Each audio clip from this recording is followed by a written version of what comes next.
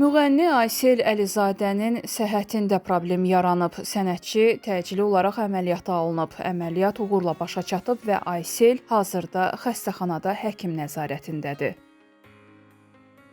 Bəzi ifaçılar çalışırlar ki, musiqimizin səviyyəsini aşağı salsınlar.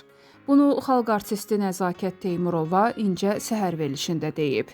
İfaçı bayağı musiqilərin artmasını qınayıb. Musiqimizin dəyərini aşağı salmağa heç kimin ixtiyarı yoxdur.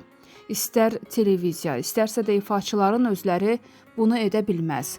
Necə bəstəkarlarımız olub ki, musiqimizi yüksək səviyyələrə gətirib çıxarıblar. Ona görə də kiminsə ixtiyarı yoxdur ki, musiqimizi bayağılaşdırsın.